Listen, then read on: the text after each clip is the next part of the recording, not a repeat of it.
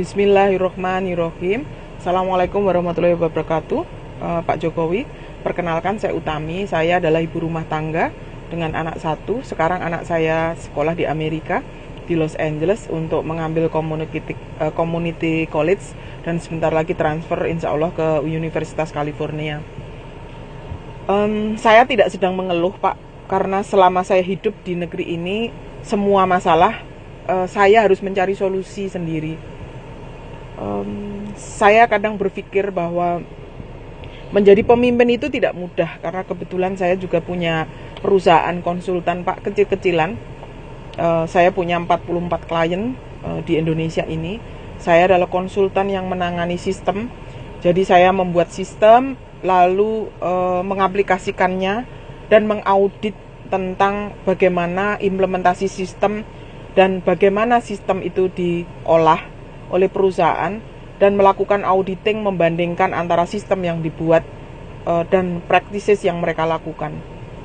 Saya cuma sedikit curhat, Pak, tentang situasi akhir-akhir ini. Sebenarnya saya tidak mau berbicara, saya bukan orang politik, saya bukan orang partai, saya ibu rumah tangga yang berkarya, berkarir untuk bertatih-tatih membantu suami saya untuk bisa membiayai sekolah anak saya, karena kebetulan anak saya adalah anak dengan talenta yang luar biasa. Dia seorang desainer komikus, juga writer untuk skrip skenario, tetapi bangsa ini tidak melihat anak-anak di industri kreatif. Maka saya bertatih-tatih, kalau orang Jawa bilang, saya makan tahu dan tempe. Yang penting saya bisa membiayai anak saya ke Amerika. Alhamdulillah, Pak, anak saya sekolah di Amerika dengan IP 3,7 dan sebentar lagi dia akan transfer dengan rekomendasi profesornya untuk masuk Universitas California. Semoga Allah memudahkan. Saya tidak sedang curhat tentang anak saya, Pak, karena saya juga tidak mau curhat kepada siapapun. Saya mencoba membantu menangani semua masalah yang muncul di rumah tangga kami dengan bertatih-tatih sendiri dan tidak berharap pada siapapun. Tapi, Pak, saya sungguh prihatin dengan keadaan bangsa kita hari ini. Saya merasa keberadaan Bapak sebagai pemimpin itu tidak ada. Karena saya juga konsultan, saya paham bagaimana fungsi dan peranan leader. Ada tes leadership, Pak. Kebetulan saya, meskipun ibu rumah tangga, tes leadership saya optimal. Saya pada peringkat 22. 22 itu titik tertinggi seorang leader. Di mana leadership itu bisa sebenarnya dilihat dari gestur, itu bisa, Pak. Nah, saya dalam hal ini ingin menyampaikan ke Bapak, selama periode Bapak menjabat sampai dengan hari ini, saya perhatikan Bapak itu hanya berbicara tentang pendukung Bapak, partai Bapak, tim sukses Bapak, orang-orang di seputar Bapak. Bapak lupa bahwa ketika Bapak sudah menjabat, itu partai Bapak harus Bapak letakkan. Saya juga nggak paham kenapa Ibu Mega menyampaikan bahwa Bapak itu adalah pengurus partai, pejabat partai, pesuruh partai, apapun lah namanya. Saya nggak penting itu istilah. Yang penting saya cuman bisa merasakan sebagai rakyat bahwa apa yang disampaikan Ibu Mega, yang terjadi dengan Bapak, itu kita bisa merasakan, Pak, rakyat di bawah ini. Apalagi terlebih-lebih, Pak, dengan aktivitas-aktivitas pro kontra, aktivitas yang saling membawakan misi-misi tertentu bagi kelompoknya masing-masing. Itu keberadaan pemerintah tidak ada. Saya mengilustrasikan begini, Pak. Ada kelompok 10 orang, masing-masing mereka tidak punya ilmu tentang kesehatan. Mereka berbicara tentang tekanan darahnya. Satu orang mengatakan, saya sehat, padahal tekanan darahnya 140. Kalau yang orang kedua mengatakan, saya sehat, padahal tekanan darahnya 76 atau 110 rendah.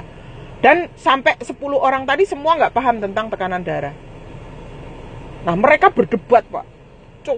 Carut-marut berbicara tentang tekanan darah. Nggak jelas omongannya itu apa. Dokter pun menyampaikan, mengasih tahu mereka bahwa harusnya tekanan darah itu, Bapak mendengarkan saya sebagai seorang dokter, yang normal adalah 80-120. Itu dokter itu, Pak, sudah tidak didengar lagi sama orang-orang 10 tadi. Kenapa? Karena motivasinya tidak mau mendengar, hatinya tidak jernih, Pikirannya sudah kotor dengan motivasi sendiri-sendiri semua. Hancur Pak bangsa ini kalau begini terus. Perang saudara akan pasti terjadi. Saya tidak habis pikir kenapa Bapak tidak mengambil langkah yang tegas untuk melakukan ini dengan secara fairness. Siapa yang salah tidak. Tapi yang benar ya Bapak harus lindungi. Ini masyarakat Bapak. Saya tidak paham apakah yang Bapak maksud masyarakat itu adalah pendukung partai Bapak. Apakah kami yang tidak mendukung Bapak waktu pemilu kemarin bukan rakyat Bapak? Saya nggak tahu itu. Kalau memang Bapak itu merasa bahwa masyarakat Bapak adalah semua orang yang ada di negeri ini, maka apa yang Bapak berikan kepada bangsa ini itu bisa kami rasakan. Tapi saat ini saya tidak merasakan Pak.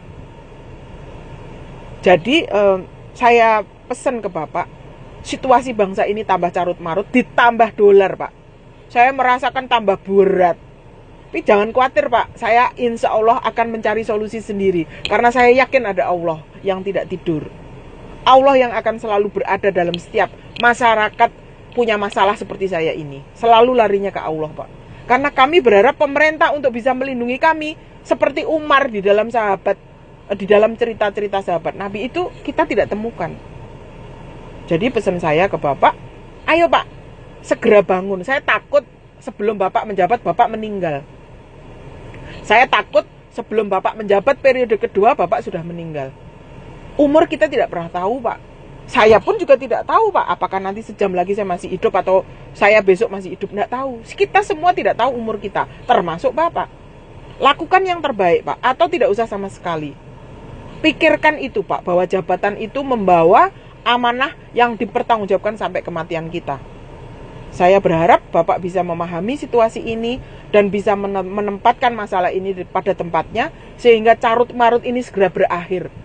Ngurusi tantangan dari eksternal yang begini berat, dolar yang luar biasa ancamannya seperti ini, nggak akan bisa selesai Pak. Wong di dalam aja nggak karu-karuan.